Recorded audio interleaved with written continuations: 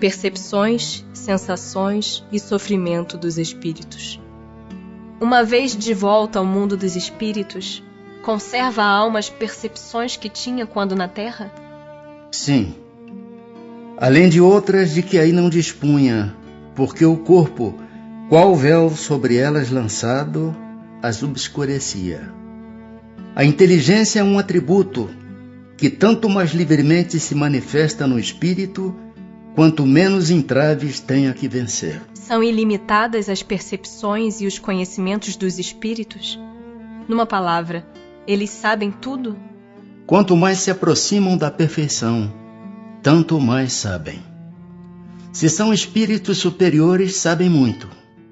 Os espíritos inferiores são mais ou menos ignorantes acerca de tudo. Conhecem os espíritos o princípio das coisas? Conforme a elevação e a pureza que hajam atingido. Os de ordem inferior não sabem mais do que os homens. A duração, os espíritos a compreendem como nós? Não. E daí vem que nem sempre nos compreendeis, quando se trata de determinar datas ou épocas. Os espíritos fazem do presente mais precisa e exata ideia do que nós? Do mesmo modo que aquele que vê bem faz mais exata ideia das coisas do que o cego. Os espíritos veem o que não vedes.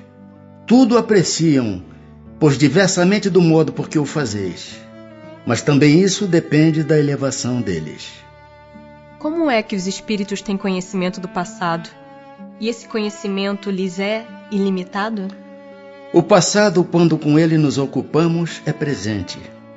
Verifica-se então precisamente o que se passa contigo quando recordas qualquer coisa que te impressionou no curso do teu exílio.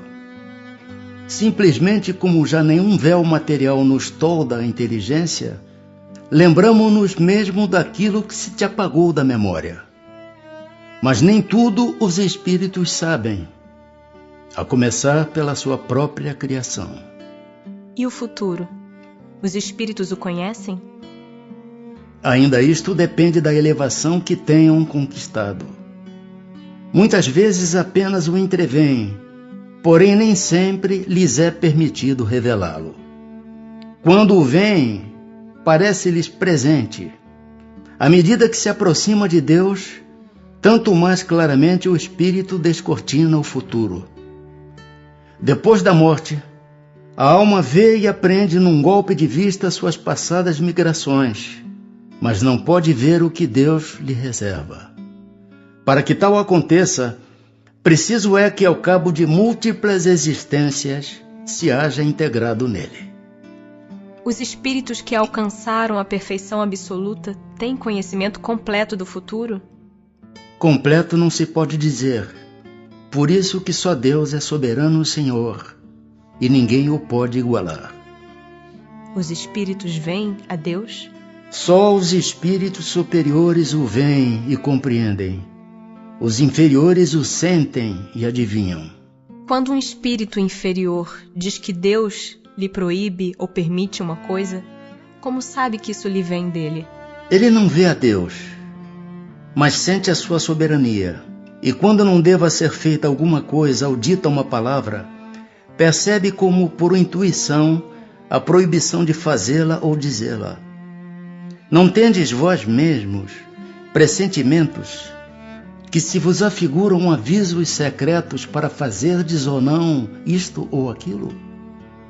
O mesmo nos acontece, se bem que em grau mais alto, pois compreendes que, sendo mais sutil do que as vossas, a essência dos espíritos, podem estes receber melhor as advertências divinas.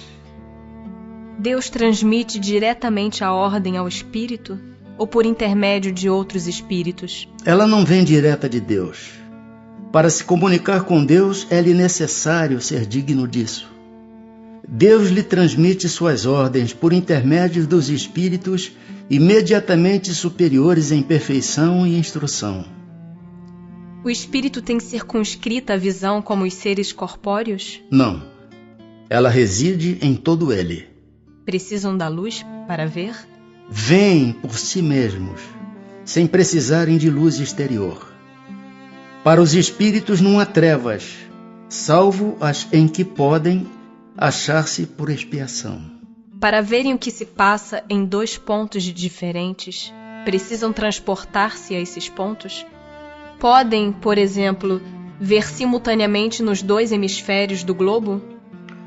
Como o espírito se transporta aonde queira, com a rapidez do pensamento, pode-se dizer que vê em toda a parte ao mesmo tempo. Seu pensamento é susceptível de irradiar, dirigindo-se a um tempo para muitos pontos diferentes. Mas esta faculdade depende da sua pureza. Quanto menos puro é o espírito, tanto mais limitada tem a visão. Só os espíritos superiores podem com a vista abranger um conjunto.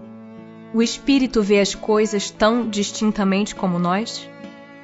Mais distintamente, pois que sua vista penetra onde a vossa não pode penetrar. Nada a obscurece. Percebe os sons? Sim, percebe mesmo sons imperceptíveis para os vossos sentidos obtusos. No espírito, a faculdade de ouvir está em todo ele, como a de ver? Todas as percepções constituem atributos do espírito e lhe são inerentes ao ser. Quando o reveste um corpo material, elas só lhe chegam pelo conduto dos órgãos. Deixam, porém, de estar localizadas em se achando ele na condição de espírito livre. Constituindo elas atributos próprios do espírito, ser-lhe-á possível subtrair-se às percepções? O espírito unicamente vê e ouve o que quer. Dizemos isto de um ponto de vista geral, e em particular com referência aos espíritos elevados, porquanto os imperfeitos muitas vezes ouvem e veem a seu malgrado, o que lhes possa ser útil ao aperfeiçoamento. São sensíveis à música os espíritos? Aludes à música terrena? Que é ela comparada à música celeste? A esta harmonia de que nada na terra vos pode dar ideia. Uma está para a outra como o canto do selvagem para uma doce melodia. Não obstante, espíritos vulgares podem experimentar certo prazer em ouvir a vossa música, por lhes não ser dado ainda compreenderem outra mais sublime. A música possui infinitos encantos para os espíritos, por terem eles muito desenvolvidas as qualidades sensitivas. Refiro-me à música celeste, que é tudo o que de mais belo e delicado pode a imaginação espiritual conceber. São sensíveis os espíritos às magnificências da natureza? Tão diferentes são as belezas naturais dos mundos, que longe estamos de as conhecer. Sim, os espíritos são sensíveis a essas belezas, de acordo com as aptidões que tenham para as apreciar e compreender. Para os espíritos elevados, há belezas de conjunto que, por assim dizer, apagam as das particularidades. Os espíritos experimentam as nossas necessidades e sofrimentos físicos? Eles os conhecem, porque os sofreram. Não os experimentam, porém, materialmente como vós outros. São espíritos. E a fadiga, a necessidade de repouso, experimentam-nas? Não podem sentir a fadiga como a entendeis. Consequentemente, não precisam de descanso corporal como vós, pois que não possuem órgãos cujas forças devam ser reparadas. O espírito, entretanto, repousa no sentido de não estar em constante atividade. Ele não atua materialmente. A sua ação é toda intelectual e inteiramente moral o seu repouso. Quer isto dizer que momentos há em que o seu pensamento deixa de ser tão ativo quanto de ordinário e não se fixa em qualquer objeto determinado. É um verdadeiro repouso, mas de nenhum modo comparável ao do corpo.